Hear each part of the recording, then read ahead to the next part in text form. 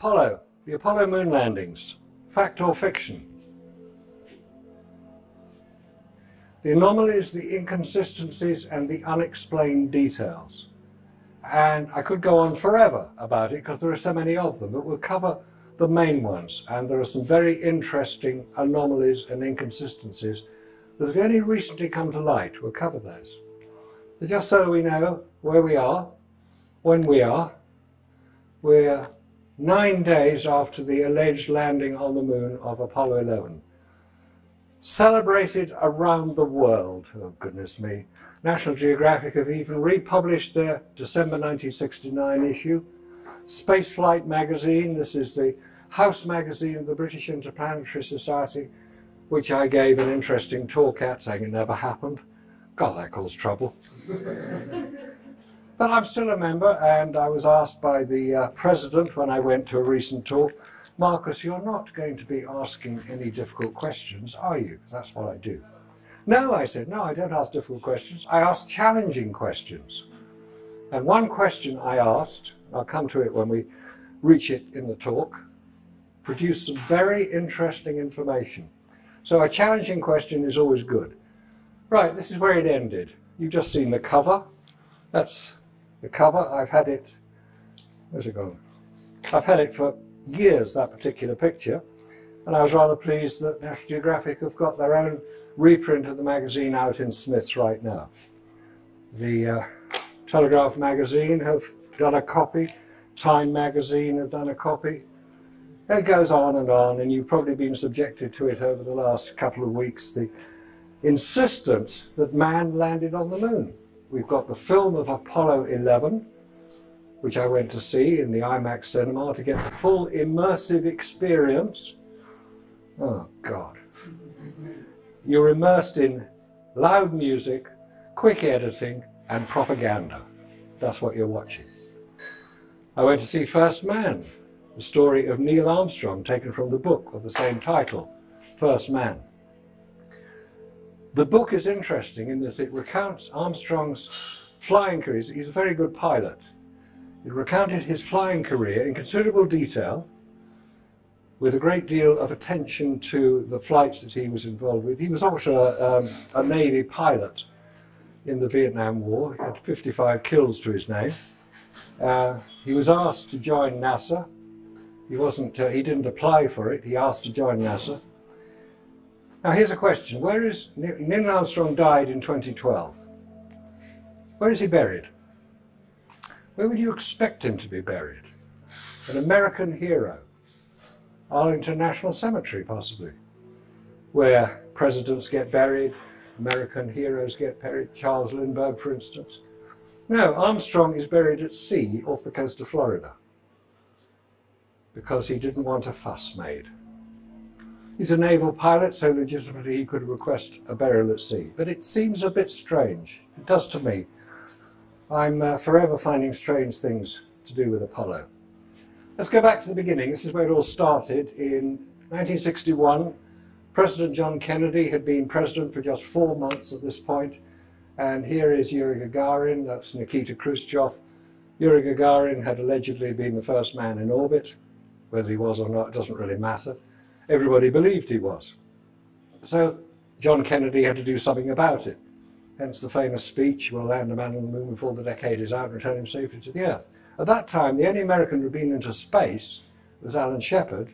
He'd gone up 100 miles and come straight down again.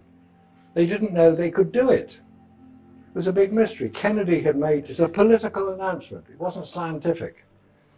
You have to put Apollo into the context of its time. The space race, which was an invention of the media, it sells newspapers and magazines, as we've seen. The Cuban Missile Crisis came along in 1962, October 1962. A year later, John Kennedy is killed. Whoops. The Vietnam War, following Kennedy's death, was ramping up. The year after he was killed, the increase in the American troops into Vietnam was started, and by the time it had finished, 10 years later, 58,000 Americans were dead, 3 million Vietnamese were dead. Hundreds of square miles of the country were devastated by Agent Orange, which is defoliant. We're still seeing the effects of that on the Vietnamese Army. That is the price you pay for incompetence. Why was the Vietnam War started? What was it about?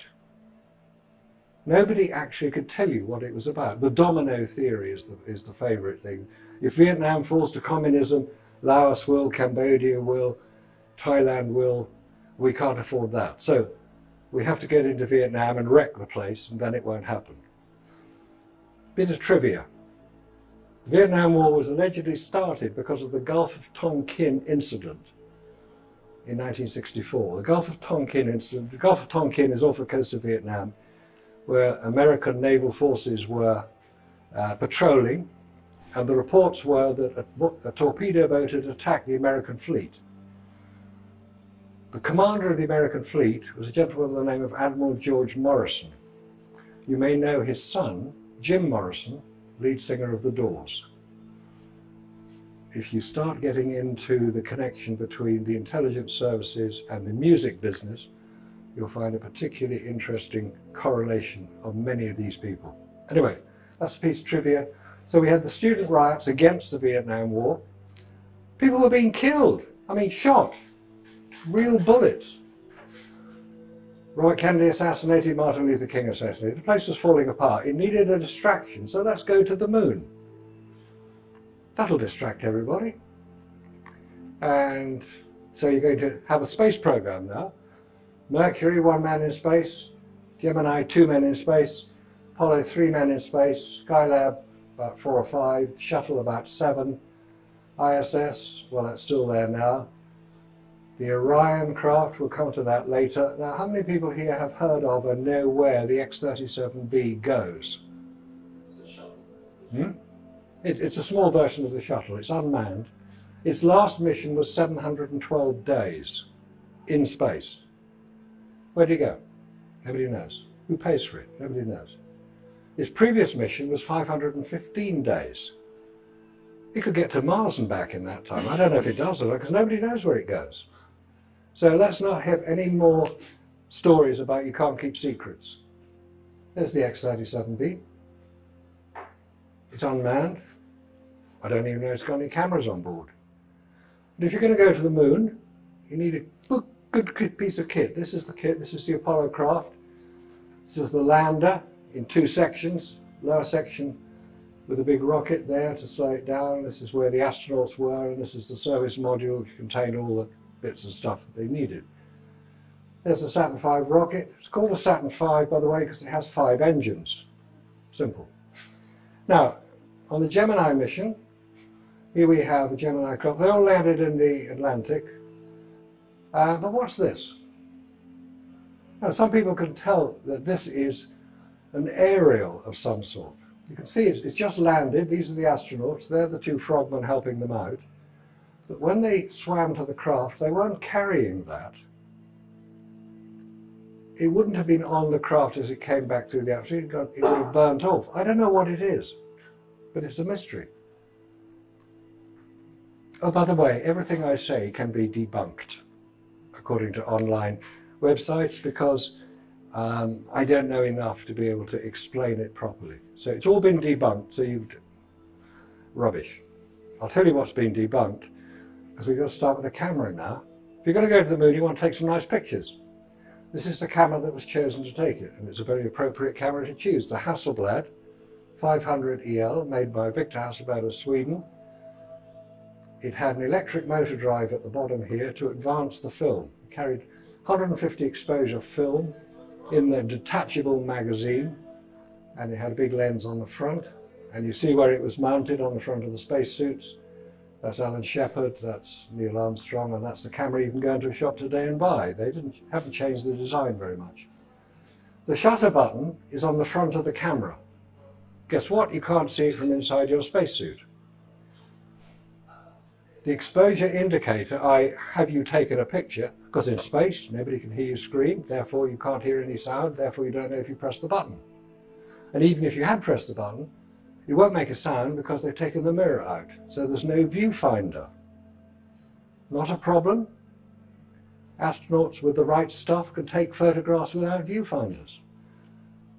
They can press shutter buttons with armoured gauntlets, which they can't see. The dial here tells you it's about 1 centimetre in diameter, which you can't see from inside a spacesuit either. So with all those limitations of use, as I say, the only automatic feature is the electric drive, and these are the batteries that drove the motor and advanced the film. Not one failure. Not one failure. I've been filmed for a few programs, and they had one of the cameras. Hasselblad UK have a replica. This is what it looks like from on top. There's the exposure meter. It's a little diagram. So if you've got the sun behind you, you set the shutter speed at 250th, and you set the aperture at 8, 5.6 or whatever. That's what you have to set. That's the aperture and shutter speed ring. And you've got to focus it by hand as well. It's not an automatic camera, and it's a film camera. Remember film? Here's a piece of film. That's a photographic film. That's what they used. A bit bigger than that, but that's photographic film. So don't think it's a digital camera. It's not a digital camera. It is a photographic film camera. And there's some important points about that, which we'll come to in just a minute. If you're going to go to the moon, you've got to practice a bit, so you've got to set up your simulation exercises. There's a model of the moon. It's about 20 foot in diameter. And these are some close-ups. That's the Sea of Tranquility. And that's a camera track. You put a camera at one end, move it towards the other. It looks like you're approaching the moon. That's then projected outside the simulator. This is how aircraft pilots are trained today. If you're going to train landing at Heathrow, you get films all around you showing what it's like to approach Heathrow. Yeah, they're films. They're very good ones. And they had big pieces of kit. This still exists. This is outside Langley in Virginia. Who else works in Langley in Virginia? Yeah, the clowns in America. Oh, bloody load of idiots. Sorry, I will not get political, sorry. That's still there. You can get 400 foot long, and it's 200 foot high, and it was to train the lander, and it was to remove 5/6 of its weight as if to simulate 1/6 gravity. Good idea. Right, here's the rocket. Saturn V rocket, big thing.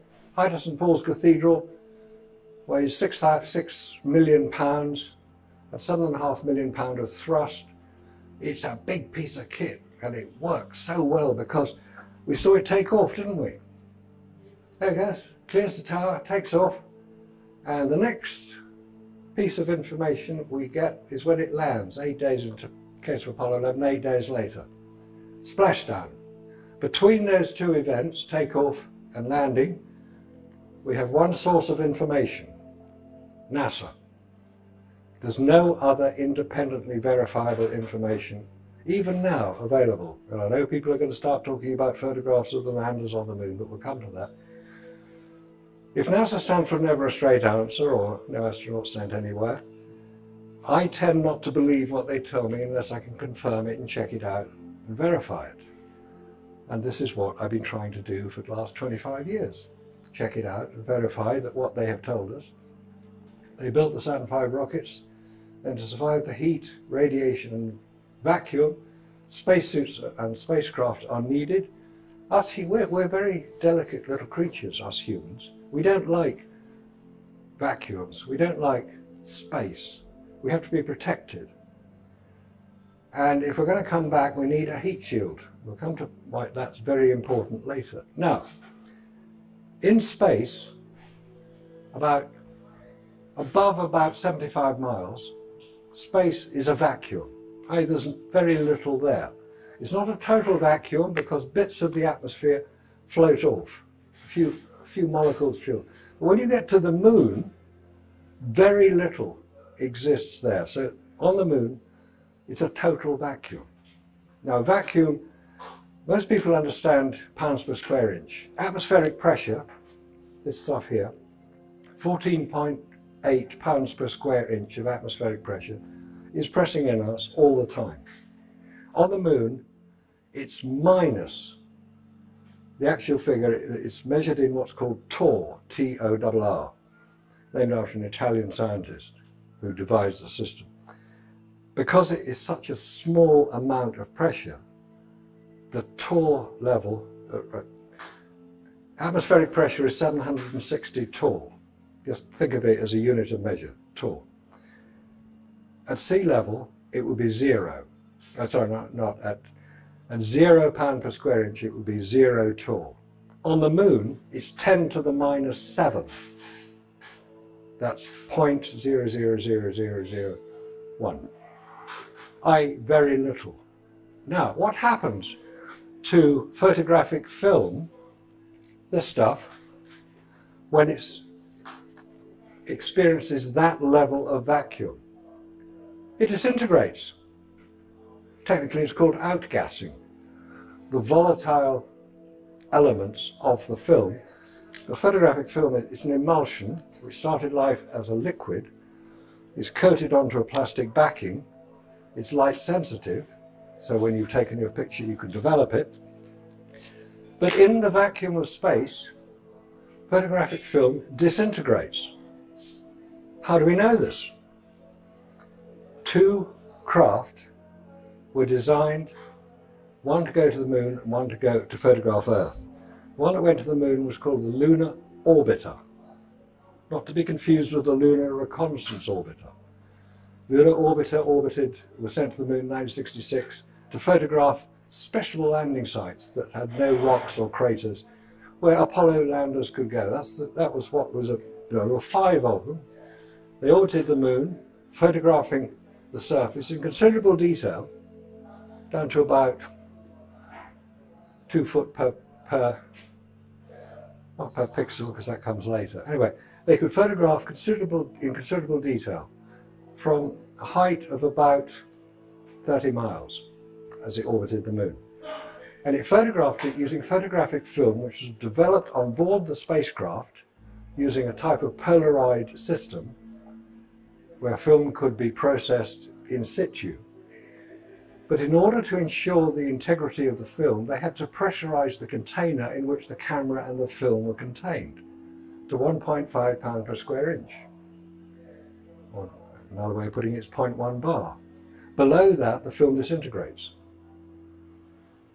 The Hexagon spy satellite, launched in 1969 to 1971, used the same photographic equipment.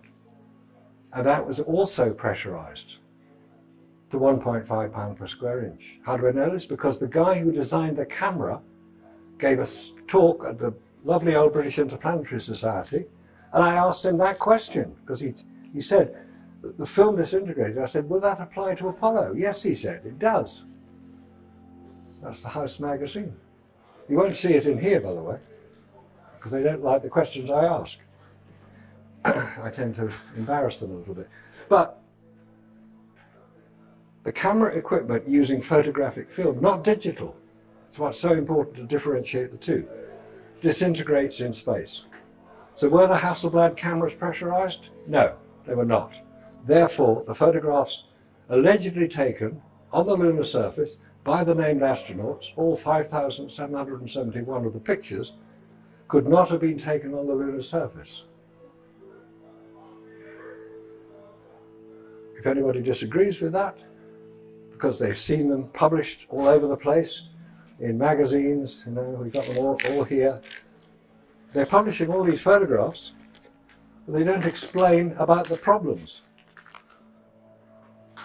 Telegraph magazine managed to do it as well. So if the photographs couldn't have been taken on the moon because the cameras wouldn't work, the film wouldn't work, where were they taken? Well, here on Earth, obviously, at the training and simulation exercises. Not a problem. Right, we're going off to the moon, so we've got to get through the radiation belts. Here they are. Quite pretty. Now, NASA have been asked about these famous radiation belts for so often that they've now come up with a special reason as to why they did not affect the astronauts. Because, get this, just so we know where we are, there's Florida, about there. When they launched, all the Apollo craft went due east across the Atlantic, subsequently across Africa. and more or less on an equatorial orbit around Earth. No, NASA now say, they didn't go on an equatorial orbit. They went on a polar orbit where they could avoid the belts. Wow, it took them 40 odd years to work that one out. And that's what they say now. If you ask them, how do you get around the radiation belts? We avoided them by going on a polar. You can't go on a polar orbit launching from Florida across the Atlantic. You can't just turn left in your spacecraft. It doesn't work that way. You have to launch in the direction you want the orbit to go in. Of course you can do a polar orbit. Spy satellites go into polar orbits. And they're usually launched from Edwards Air Force Base on the Californian coast. But Apollo didn't. Apollo was launched across the Atlantic. Elon Musk has managed to find one of the Apollo 11 engines, and he's salvaged it. It's on display in Seattle. But they can't reverse engineer it. Oh no. Okay, let's get to the moon. Here we go. Lovely picture. There's Earth. We know it's Earth because it's blue. And this isn't. So that must be the moon. That must be Earth. Wonderful, isn't it? That was the photograph that started the whole environmental movement, because we have this fragile blue marble floating in the velvet blackness of space. We must protect our planet. It's a pity we keep bombing people. This is the craft in which they landed. This is the interior of the Apollo 11. Look at the hand controls. This is what Armstrong took over control of the craft using. The throttle controls and the little dials here and the switches here, buttons there, and in the middle here, we'll see it in a minute, there's a computer pad.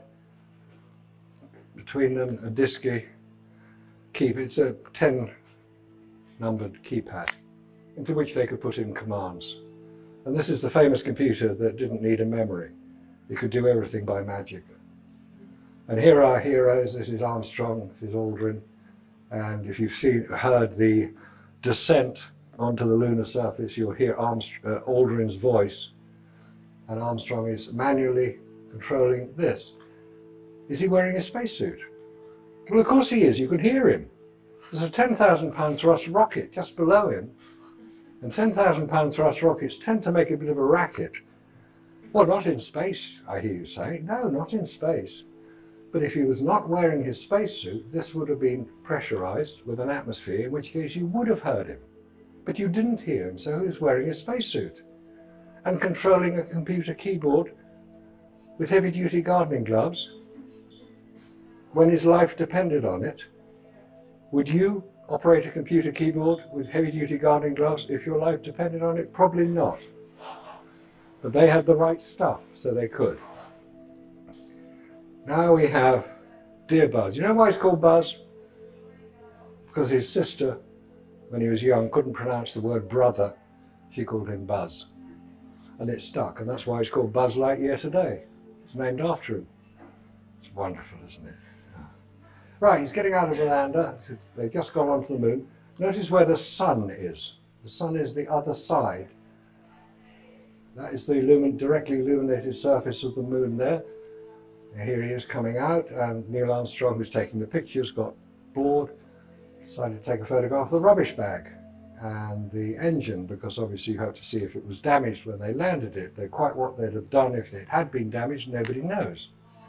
It's not in the manual. But anyway, photograph the rubbish bag, and oh, the leg, yes, make sure that's not bent. And you'll notice that there's no dust at all anywhere in it. Oh, he's coming down a bit more. This is a photograph taken here on Earth under controlled studio lighting conditions. Now, I've been saying that for 25 years and nobody has contradicted me. Because they can't. It's not possible to say that that was taken on the moon. We know the film won't record it because that will destroy it. This is in shadow. You can see the directly illuminated, so we'll go on one more and that will show where the shadows of the lander are. So this is directly illuminated surface by the sun, I presume. It may not be, but we'll assume it's the sun for the moment. And it's not overexposed. He is in total darkness here. but he's lit up like a Christmas tree. Where's all that light coming from? We'll just go back. No, sorry, go back. Go to this one. Okay. Notice his right foot is not on the rung, so his body is moving relative to the camera. His left foot is stuck out at a ridiculously stupid angle. If you've ever been mountaineering or rock climbing, there's one thing you're always told: 3 points of contact at all times. 2 hands, 1 leg, 2 legs, 1 hand. Because if you don't have 3 points of contact and you fall, you won't have enough to save you. So 3 points of contact. He's got 2. His foot is not on the rung. He can't see from inside his spacesuit where the rung is. He's got his left foot out here, so if his right foot didn't hit the rung, what's he going to do? He's going to fall from about 10 foot high. If he's on the moon, he's dead. But he's not on the moon. He's done it 100 times in the simulation exercise, and he's now fooling around as if to say, look, I can muck around up here as good as the next guy. We don't actually know if it's Buzz Aldrin. It may be. It could be some actor somewhere. But look how this is not overexposed. This is in shadow, but it's lit up. Oh, it's Earthshine. Where's the Earth? It's more or less directly overhead at this point, assuming they're on the moon. Oh, it's the special reflective property of the lunar surface. This is composed of all these little beads of glass that are created by the impact of meteors on the lunar surface. It's a wonderful story. It's complete nonsense, because the lunar surface has the reflectivity of tarmac, that stuff out there. 8% of the light hitting it is reflected. So 8% of the light here is sufficient to be recorded on Kodak Ektachrome film, which is the film that was being used, and not overexpose the directly illuminated surface. If you've ever used a film camera, you'll know you have to get the exposure right, or you wreck the film. But on Apollo, they got the right stuff, and they don't wreck anything. He's standing in the pad, right? He's standing in the pad here, and there are highlights of light on his boots. Oh, they just got them out of the wrapper, so it's very shiny surface. These are the sort of ridiculous excuses that NASA come up with. No, there's lights. There's a light source illuminating him. Probably a flash gun. That's why you don't see him moving. In a studio here on Earth. Those are the 8 pictures we just looked at, in sequence. They were taken, they're consecutive pictures. They were taken over a period of 3 minutes. Now, it's not difficult to take 3 minutes, to take 8 pictures in 3 minutes. That's not what I'm saying.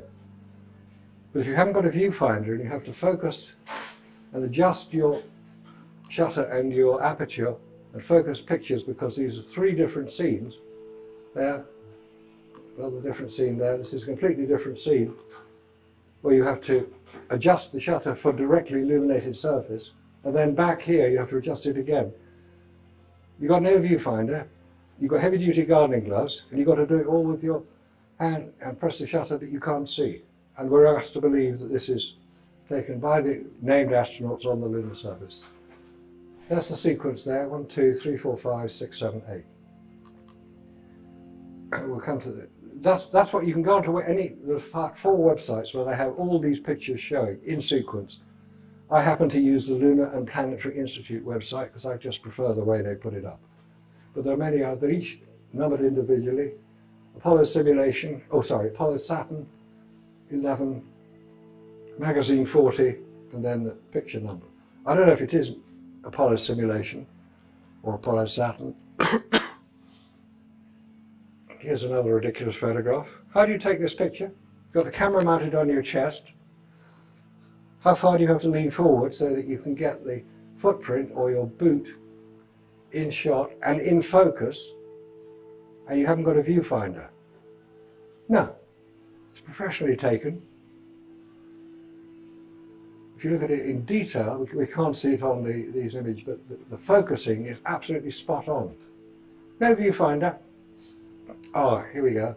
They had a Dyson on board, obviously, because they hoovered the pads and got all the stuff that was from the moon off the bits that arrived from Earth. There's no dust here. There should be.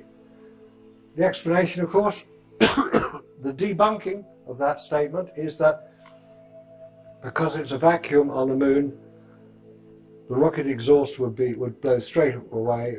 It wouldn't disturb the dust. Of course, it disturbed the dust, and it wouldn't settle anywhere. This is the only photograph of Neil Armstrong on the lunar surface. Have you seen another one? It's the only one. It's part of a panoramic series taken by Buzz Aldrin. It's his back view. It's as if he was ashamed to be photographed in this ridiculous situation that he found himself. Have a look at the US flag here in relation to the horizon. Now look at the US flag here in relation to the horizon. It's a completely different position. That is taken from quite a high camera position. The next one is taken from a relatively low camera position, probably chest height. But they're only supposed to use the cameras on their chest. Notice this is Buzz Aldrin, didn't have a camera. There's an interesting little thing here. Have a look at the one-legged astronaut. 1 foot, one footprint. There's none in front of it, there's none behind it. Is he hopping? What's he doing? I don't know. We weren't told there was a one-legged astronaut on the lunar surface. Here are 2 astronauts on the lunar surface at the same time. That's okay, it's taken from a film. The data acquisition camera it's called. It was a movie camera that was set to film at 1 frame per second the whole time they were on the lunar surface. So you've got 2 astronauts of the same height on the lunar surface, flat surface. Why is one shadow 50% longer than the other? I don't know. It's an anomaly. It shouldn't be that way. The US flag, fair enough. The US have got there. They plant their flag. Once they planted the flag, which had happened early on in the mission, they did not touch it again. They didn't go anywhere near it. They saluted it. Fair enough. And you can see that it's fairly clearly stated here that it's facing more or less directly into the sun, assuming it's the sun, because the shadow is relatively narrow. So what's it doing here? At right angles. Nobody touched it. There's no wind on the moon, as we keep being told. And this is from the film, the data acquisition camera. And when you start looking in detail at that, you look at the date at the top of that technical chart taken from that film. That wasn't the day they were landing on the moon. That's a week before. What's going on? The photographer is a chap called Guines. He did work for NASA. So did an inspector called Jones. These are the technical details about the particular film. They're so sloppy at NASA that when they posted this onto YouTube, and filmed from all missions are on YouTube, they forgot to take the date off when they did the simulation. This is the same date but a different magazine. Put them together. Camera serial number is the same. Magazine serial number is different. Lens serial number is the same. Exposure is the same. Same people involved. They thought we wouldn't notice. Like they never thought she could lose in relation to Hillary Clinton. Again, camera different, weird height here. You're looking down on the astronaut. You've got some pretty strange stuff going on here. We're told it's lens flare. Hasselblad lenses don't flare like that. There is a lens flare here, and it's a hexagonal shape which reflects the lens shape in a Hasselblad camera. Famous photograph, man on the moon. This is the photograph. When I started looking at this, this is all I could find. I had to go and get a set of postcards at an astronomy show in London. This was one of the ones I got. It's been altered, because that is the original. You'll notice that there is very little black at the top. So to make a pretty picture, you add a bit of black at the top. That's the one I just shown you. It balances it better. It's a better PR image. But it's not the actual photograph that they took. That's the actual photograph they took. There are also other details here. Where's all this light coming from? Illuminating the shadow side of his spacesuit, which should be virtually black. On the moon there is no atmosphere, there are no clouds, so it would be very bright or very dark. But it's not. It's beautifully illuminated. It's a great image. And here's yet another ridiculous photograph taken on Apollo 11. We don't know which astronaut took it, but there's the lander. There's Earth. We know Earth is at least 60 degrees above the horizon. Oh, it's quite high up. So how did they take it? How did they take that picture? By leaning over so far backwards, they'd fall over. It's ridiculous, and we're expected to believe this. It's when you start looking at these anomalies, these details, the unexplained details, because NASA will not address these. They'll say, oh, there are no stars in the photographs because the cameras couldn't record them. Of course they couldn't. I've never ever said there should be stars in them. Oh, the flags are not moving, they're not waving, there's no wind on them. Of course there's no wind on the moon. NASA aren't that stupid. But that's what they continually come up with, and it's all been debunked. So why is our heroes here, Armstrong, Aldrin, it's the highlight of light in Armstrong's eyes. Now that is an artifact of a flash gun on a camera. Look at any paparazzi photograph and you will see a highlight of light in both eyes. It's an artifact of having a flash gun on a camera. This was taken during the simulation exercises here on Earth by a professional photographer recording the event, but the description for this is that it was taken in the lunar module after his moonwalk. It's a lie, and that's published in, that's why I put the photographs like that, because that was Neil Armstrong inside the lunar module as it rested on the lunar surface. No, he wasn't. He was at the simulation rig in Houston. Ditto Aldrin. Why are they lying all the time? Because they have to fabricate something that didn't happen. Now, moving on to Apollo 12, is Al Bean coming down the ladder. And he said when he got to the bottom, it may have been a small step for Neil, but it's a giant leap for me. I think he was trying to be funny. But the retouching is so bad that you can see, it doesn't show up very clear here, but this has been blacked out. The original was much lighter, it's been blacked out, i.e. it's been faked. There's another sequence of 8 photographs taken on Apollo 12. This is Al Bean.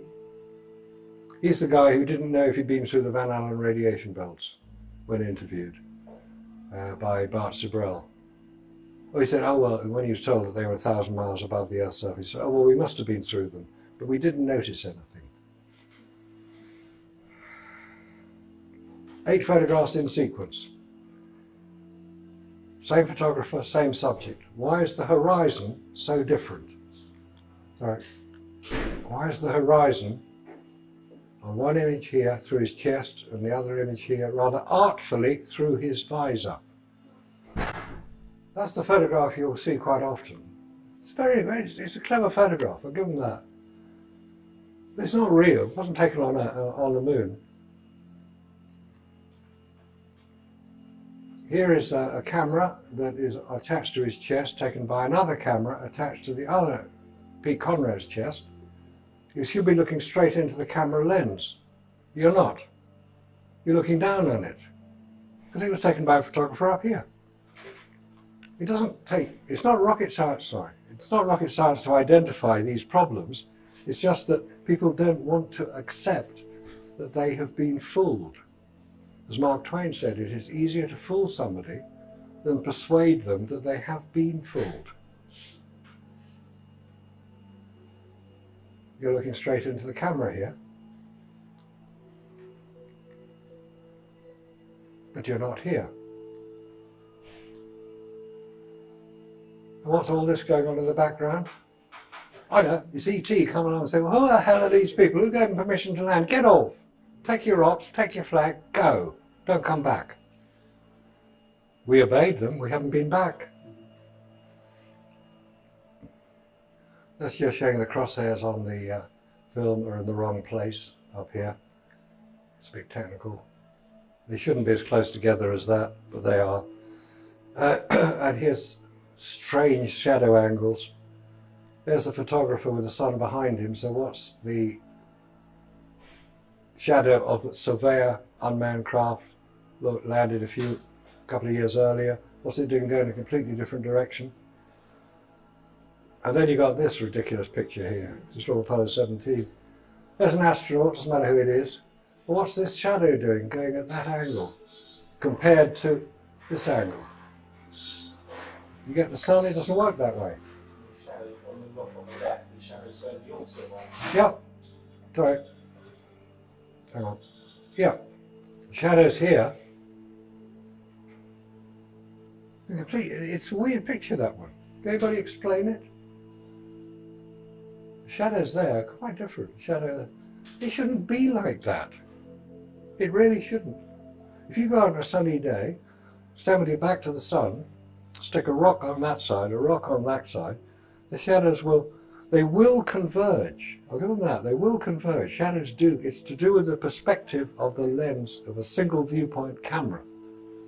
We have stereoscopic vision because we have two eyes. So we automatically adjust for that sort of offset. But cameras don't have stereoscopic vision.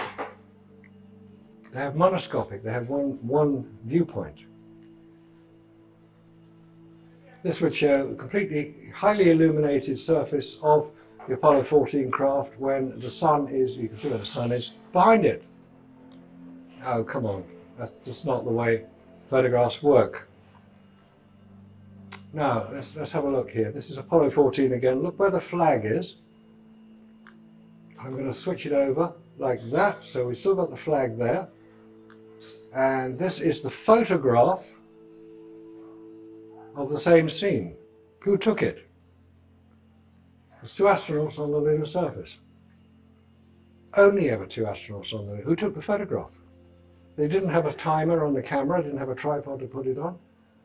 It's a montage. It's assembled out of 5 different images. Notice the flag has gone over. It's the golf shot from Alan Shepard's biography called Moonshot, alluding to the fact that he had a golf club and hit a golf ball. Have you ever seen a golf ball in motion across the screen? You'll see it coming towards you, you won't see it going across the screen, it goes too fast. But they got the photograph all wrong. It is a photograph, there are crosshairs. There's one there. And when NASA had it on display in the Kennedy Space Center, at about this size, very proud of it they were, because Alan Shepard's quite a senior astronaut, and we raised the query and said, please could you explain, Mr. NASA, where you got the parts of this photograph, because we know it's a composite. They took it down. It hasn't been seen since. That's the video image of the same picture. It's what they tried to copy, not very well, because they even got the flag round the wrong way. Moving on to Apollo 15, this is the landing site, Mount Hadley. Mount Hadley there, Mount Hadley Delta. Mount Hadley Delta is about 13,000 foot high. There it is, 13,000 foot high. Does it look it? No, of course it doesn't. An equivalent here on Earth would be Mount Everest and Everest Base Camp. The difference in height between Everest Base Camp and Everest is about 10,000 feet. It's about 7 miles away. It's the same type of distance away as Mount Hadley Delta was on the moon. That's what you expect to see. You see detail, everything, but not on the moon. It's a little hill. It's not 13,000 foot high. And it's a very nice picture. In professional terms, it's called a pack shot. It's an advertising pack shot where your eye goes to the astronaut, is led through the scene, they overlap, it's led through the scene at the other side, so you can read the picture. You see the flag, oh yeah, lander, oh yeah, a rover, oh yes. You don't need a caption, it's a very good picture. But it wasn't a one-off snap by Dave Scott. So, these are consecutive images. I've double-checked those numbers. They're consecutive images. This is Dave Scott, photographed by Jim Irwin. Where's his camera? This is Jim Irwin, photographed by Dave Scott. There's only one camera between them, and they didn't hand it to each other. There's no record of them handing it to each other. Anyway, it might even fall off and it would get dust all over it. And they're in virtually the same position. It's a big mystery, that one. Where's the flag? Flag was always one of the first things to be put on the lunar surface. There it is, there's the flag. So where is it here? Gone. Memo to set dresser, remember flag. Because that's all it can be. The set dresser got it wrong. There's a bit technical detail here. It's to do with where the lunar rover, oh, the bloody lunar rover. That's a model, by the way. It's not a real thing. It's not £6 million worth of car made by Boeing and General Motors, which is what we're told. These are models, as is that. Start looking at the perspective of it. You'll see that the perspective is very slightly different from what you would expect to see if this was a real size object. These are mannequins. If you see the lunar rover in action, it's a radio controlled model. Now, one of the objections to some of what I'm saying will be, well, surely the Russians would have blown the whistle if they'd suspected that this was being faked. Yes, that's a reasonable statement to make. But the Russians only had as much access to the information as you and I did at the time. I'm old enough to have been around when this was supposed to be happening. Because NASA made it public. They were going to show live television from the moon.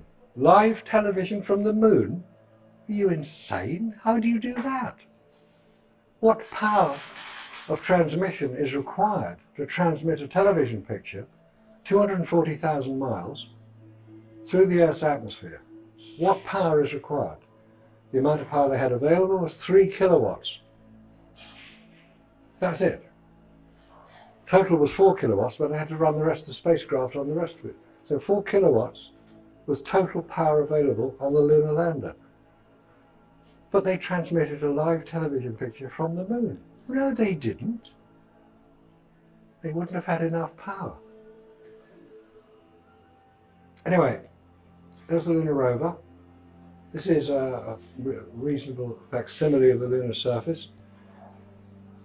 There is a film made, it's called Smoke and Mirrors. It's 2 hours 44 minutes, and it recounts how the whole Apollo photographic record was created by probably the man who did it. The trouble is, the man who did it narrates the film, and you can't hear what he's saying because he's disguising his voice. He doesn't want to be identified. Somebody has taken that film, Smoke and Mirrors, it's called MB Enhanced, and it records, it subtitles the narration.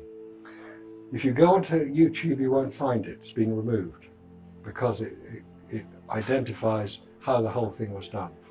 People have archived the film. There are websites you can go to see it. It's worth going on to. The guy who wrote this book, The Apollo Moon Hoax, how did they do it?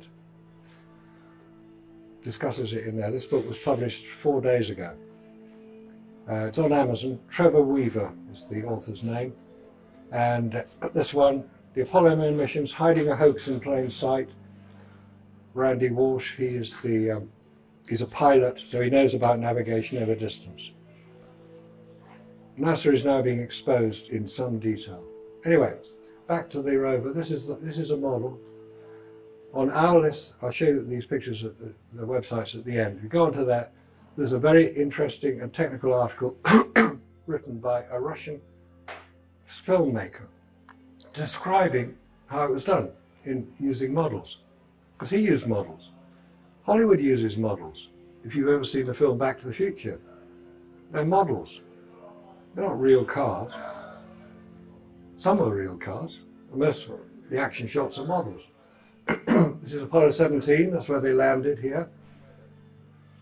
There's the lunar command module. Right, this is a question for the astronomers present. This is Apollo 11. This is the landing site. That's a shadow of one of the reaction control rockets on the lander. It's not a shadow. That's the terminator, the difference between light and dark. So on Apollo 11, we get a terminator. On Apollo 17, we don't get a terminator. Why not? The moon is the same size on Apollo 17 as it is on Apollo 11. The sun angle is about the same. Shadow lengths indicate where the sun angle is. Why is there no terminator? Because they forgot. They were filming it from a model. And here's a double exposure. Right, here's Harrison Smith on Apollo 17. This is the Apollo 17 flag. And there's Earth. So they must be on the moon. Right, you've got no viewfinder on your camera.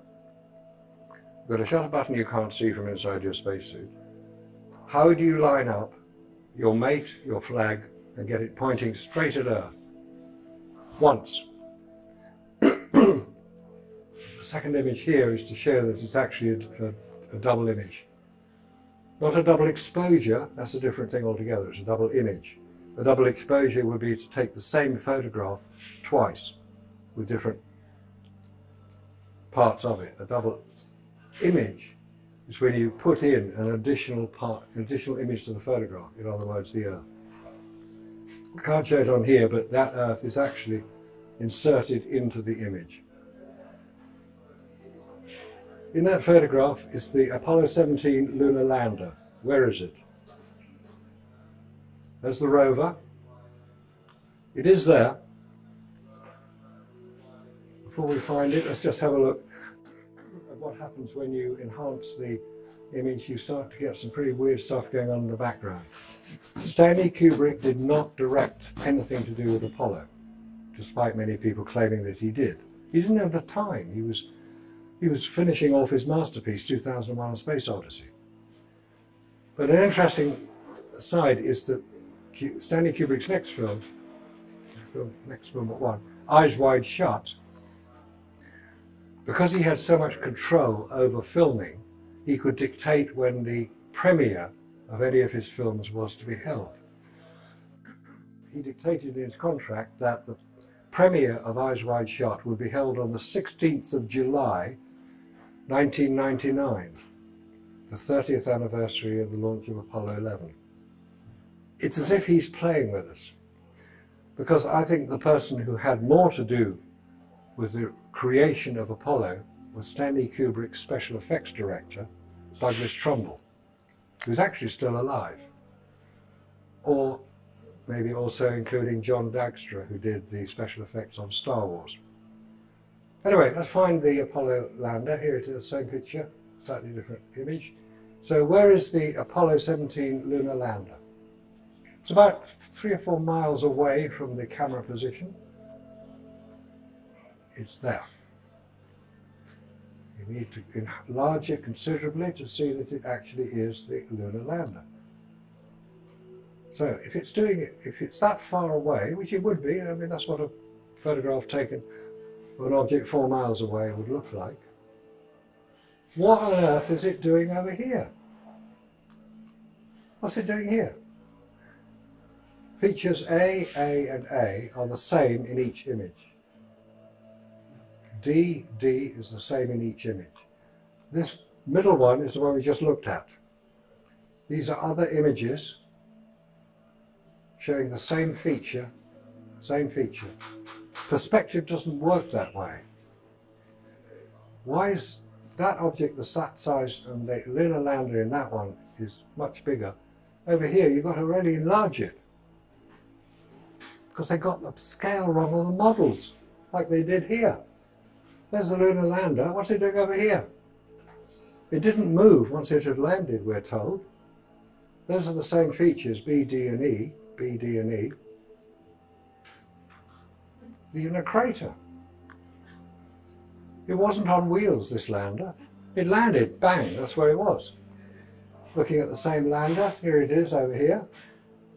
There's the lander. It's not there. It should be over here, but it's not. It's gone.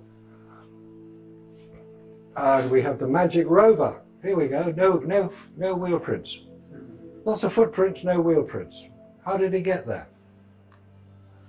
Well, if it's a model, which it is, it wouldn't necessarily make any wheel prints. It would be quite light. But you can make boot prints quite easily. And here we have the fender repair. Okay, here we are. There's my roll of duct tape, gaffer tape, call it what you like. That's what they repaired the lunar rover mudguard with an old map. It obviously landed where they were supposed to land, so they used the gaffer tape. There's one problem with that. NASA now state that gaffer tape, duct tape, does not work in space. And the reason it doesn't work is very simple. It's got an adhesive. That's what it's about. Gaffer tape is an adhesive. It sticks to things. Adhesive is a liquid. In the vacuum of space, I can't get it all done. In the vacuum of space, the liquid would disappear. So that wouldn't work, it would fall off. So yet another ridiculous idea from NASA. The rover tracks, they seem to change. On the same row of film we have them here as herringbone pattern. A few images earlier we have them as straight. They only had one rover on the lunar surface. Oh dear, now we've got to get off the moon. Top half of the lander here is going to leap up as if on a bungee rope, and it's going to fire its 4,500 pound thrust rocket to get it up there. Where did the exhaust go? The rocket is under here. That is not a hole. That is just to fit the exhaust channel. There's nowhere for the exhaust to go. You can't fire a rocket and have nowhere for the exhaust to go without frying the astronauts in the ascent stage. And anyway, it should show up in space. That's what the space shuttle looks like. And that uses the same fuel as was used in the ascent stage of the lunar module.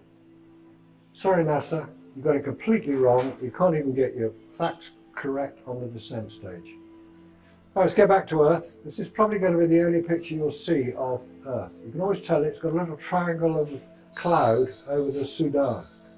There's Saudi Arabia, it's North Africa, Madagascar down here, Antarctica down here.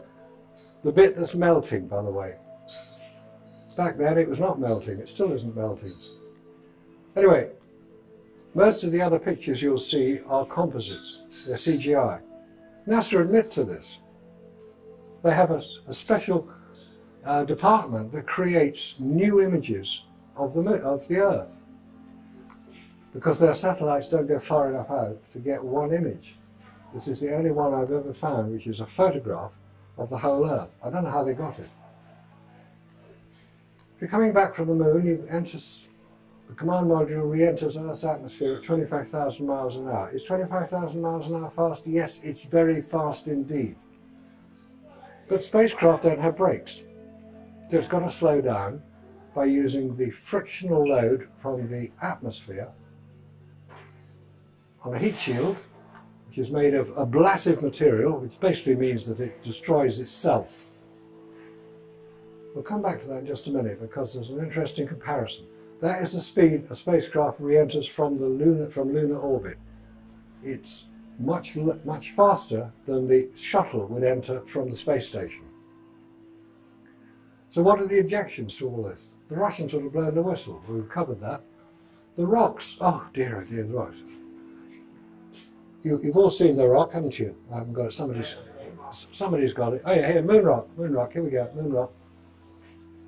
It's rolled like that one there. It's not that one there. Could be one of these. Anyway, piece of moon rock. How do you know it's a piece of moon rock? Because I say so. You can go to the Science Museum and see a piece of moon rock. How do you know it's a piece of moon rock? It says so. Moon rock. They wouldn't lie, would they? What you're looking at in the Science Museum is not this, something like this. That's what I call a piece of moon rock. What you see in the Science Museum, and any other museum that has a piece of alleged moon rock, is you see a few grains of dust encapsulated in plastic. You don't see a piece of moon rock. You don't see this sort of thing. Because NASA has still got them all. And they sent them out to all these laboratories and universities around the world. And guess what? There is no difference between the rocks that have been examined here and equivalent rocks found on Earth. No difference at all. Isotope ratio is the same. It's extraordinary. And they claim it came from the moon. Then it's the reflectors that obviously they took me to the moon on Apollo 11, 12 and 15, I think it was. And there were 3 of them. What's called retroreflectors, similar to road signs. You know, if you're going along at night, your headlights hit a road sign, it's quite bright because it's got retroreflectors, i.e. it reflects the light back to where it came from. This is about 18 inches square, half a square metre. And it was placed on the lunar surface, you see, lunar surface, placed on the lunar surface. You can fire a laser at it. And you can measure how far away the moon is, apparently. It's got quite a powerful laser. It's perfectly possible to fire a laser at the moon. But when you fire a laser at the moon, most people would assume, reasonably enough, that the laser beam is parallel the whole way to the moon. No, it's not. It diverges very slightly. So by the time a laser beam 1 centimetre diameter from Earth reaches the moon, it's about 2 kilometres in diameter. So what diameter will it be when it gets back to Earth? 20 kilometres. So you're not going to be able to get much light in that. And it really doesn't matter about reflectors on the moon, because 7 years before Apollo, the Massachusetts Institute of Technology were doing exactly that, firing lasers at the moon with no mirrors. The Crimea Astrophysical Laboratory in Russia were doing exactly the same thing the following year, getting a signal back, get a big enough dish, you can receive it. You don't need a mirror on the moon. How do they know where it was? They don't. And if you fired a laser at that thing, what amount of the light, assuming it's 2 kilometres in diameter, how much light would that actually reflect? Well, you can do the maths. You do pi r squared is the formula for the area of a circle, 2 kilometres. It's about 30 million square metres. And that's about 1/6 of. So it's such a small amount of light that it wouldn't be detectable as a separate amount of light. Despite the Mythbusters' false images, if you've seen the Mythbusters show where they're trying to deconstruct all this, they fake it themselves. They wear white coats to make the photographs look better. So this is the other reason that the Russians didn't blow the whistle. They didn't need to. They weren't really concerned with somebody capering around on the lunar surface. They knew it wasn't possible. That's why they didn't launch any Russians. They couldn't get them through the radiation. Red gas. If you're in Europe today, you will use Russian natural gas to heat your factories, your homes. Like 30% of European natural gas comes from Russia. Huge fields in Siberia. When was the first contract for the supply of Russian natural gas into Western Europe signed? September 1968, between West Germany, as it was then, Austria and Italy. It's called gas for pipes, that was the deal. Russia would supply the gas, West Germany would build the pipes, 2,000 kilometres of pipes, 4 foot in diameter. They had the infrastructure to do it. So Russia weren't going to make a fuss about it. They couldn't care less, to be honest.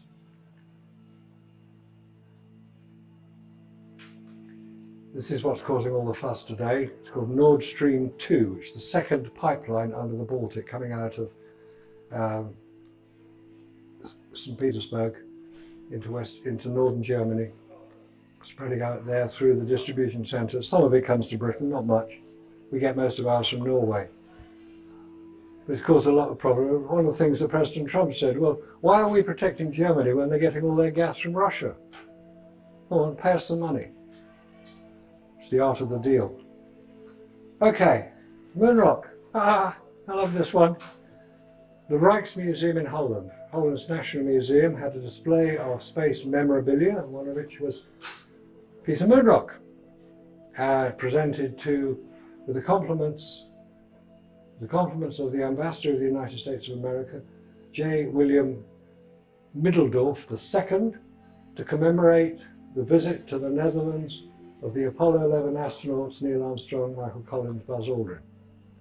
So that's pretty legitimate, isn't it? It sort of tells you what you're looking at. You're looking at a piece of moon rock from the United States to commemorate the visit of the Apollo 11 astronauts. The trouble is, it's rather fake. Despite the amused reporting that was going on, the reason it's fake, the story is fake, is because this was discovered to be a piece of petrified wood. When geologists examined it after the Rijksmuseum took the exhibits down, geologists said, "Could we have a look at the piece of moon rock, please?" And they said, "Yeah, go ahead." Piece of petrified wood. It is known that no Apollo 11 astronaut presented any country or any politician of any country with a piece of moon rock. They presented them with a photograph, a signed photograph.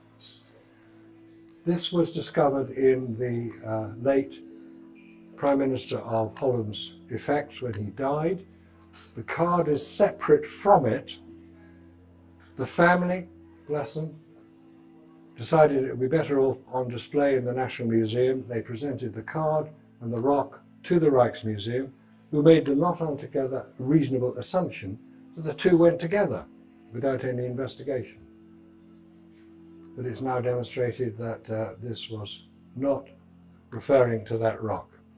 But it makes a wonderful story, and NASA have no explanation as to why. But NASA have explanations as to what this is. You can tell they do because they put such a whacking great arrow on it that you know exactly what you're looking at. Apollo 11, 15, 16, 17, 14. Big arrow pointing to something. We're meant to assume that these are the lunar landers. How do we know? NASA tells us. Never a straight answer.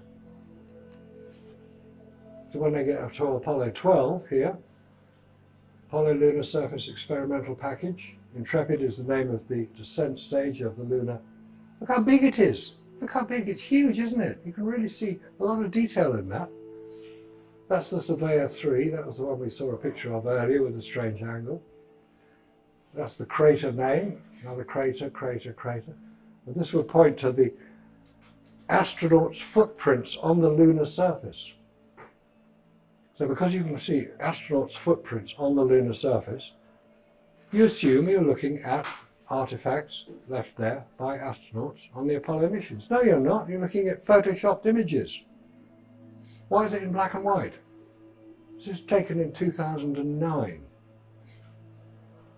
We're told that the camera that was used, the telephoto lens on that camera, could identify an object of 0.41 meters, a pixel of 0.41 meters.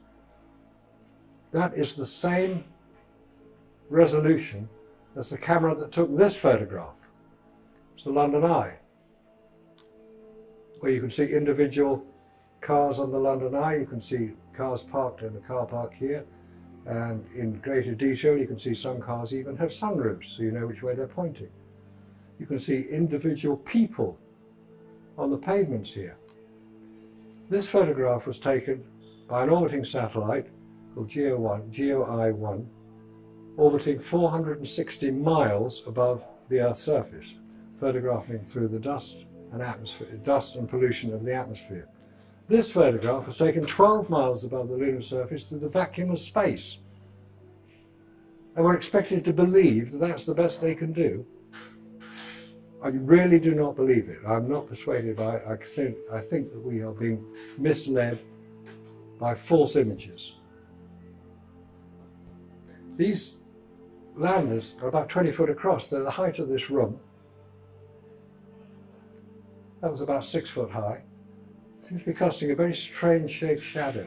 It's a fake. In my view, that is a fake image with lots of lettering so that we're persuaded that, because we want to believe it. We all want to believe it. I want to believe it. I watch the damn things live at 3:30 in the morning in London.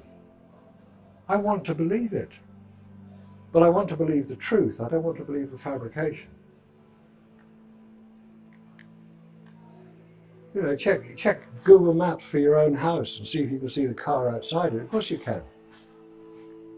Probably see it in 3 dimensions if you want to. This was taken by the Lunar Orbiter in 1966. This is Copernicus crater, slightly to the left of centre if you look on the lunar surface. This is meteor crater here on Earth, and that's what happens when you fire a nuclear bomb off underground. You get a crater looking rather like that. This was taken by the Lunar Orbiter, 1966, and it basically shows an object moving across the lunar surface.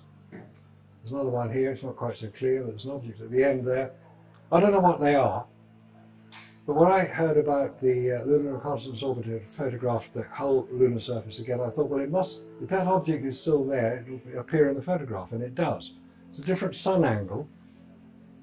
I don't know what it is. I don't want to think it might be. It's certainly not a rolling rock, which is NASA's explanation, because no rock rolling across the lunar surface will leave a track as wide as the rock itself. If you roll a beach ball across sand, it'll be, the diameter of the track will be about half the width of the ball. It's about 40 foot wide, that object, whatever it is. Anyway, so we're going to come back to Earth. Here's the re-entry. Now, this is what Apollo 14 command module looks like. Anybody spot anything rather anomalous here? Anything strange? Something that probably shouldn't be there? It's not burnt. Yeah, it's not burnt. It's got handles all over it. These are aluminium handles. What temperature does aluminium melt at? 600 degrees centigrade. These are not put on there after it arrived back. There are photographs in flight of the Apollo command modules with aluminium handles. Why weren't they burnt off by the 5,000 degrees centigrade re-entry temperature? And why isn't it blackened? Why isn't it burnt as the Soyuz craft, when it re-enters the Earth's atmosphere, is burnt?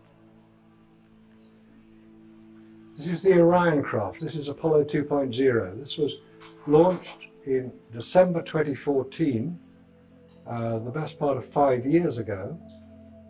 On one flight, went 3,600 miles out to come back, so it was only returning to Earth at 80% of lunar orbit return speed. Why is the whole craft covered in heat shield?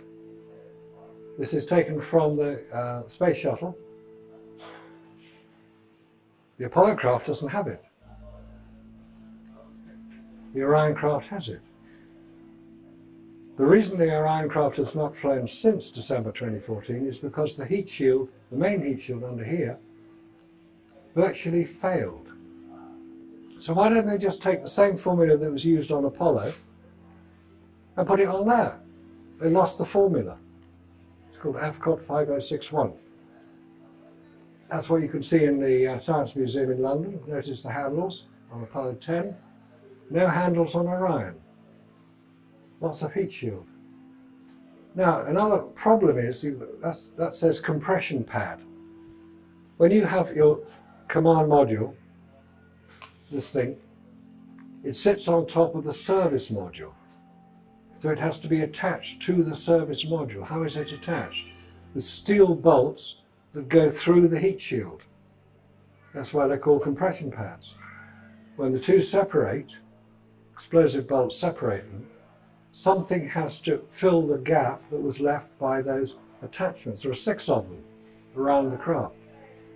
Otherwise you'll get the same effect as happened on the Columbia space shuttle that burnt up as it came through the Earth's atmosphere. But Orion didn't burn up because the compression pads obviously worked. But the heat shield didn't. And this is what the effect will be when you have to maintain this fabricated story. This was 3 weeks after their landing because they were put in quarantine. I guess they brought any lunar germs back with them. Seeing as they hadn't gone to the moon, it's hard to know how they could have brought it. So they had to sit in quarantine. And this is the sort of demeanour that these people who've been to the moon have. It's pathetic. I could feel sorry for them, but I won't, because they fabricated a story and maintained it. They deserve everything that's coming to them.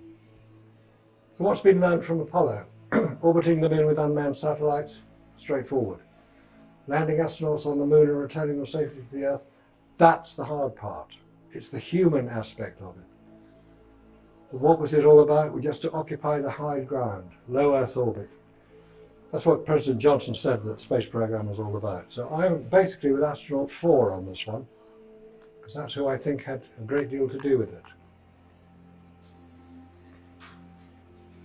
You recognise who he is, won't you?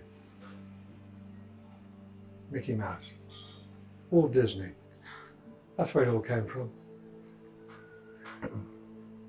That's the website to go to read a lot about this. Or this one, Moon Faker, that's Jarrah White's website in Australia. He does a lot of filming, short films about it. He's prepared to take on all comers to argue the case for the faking of Apollo. But we do have to acknowledge NASA for putting the whole Apollo record online. They didn't know what they were letting themselves in for when they did it, but I thank them anyway.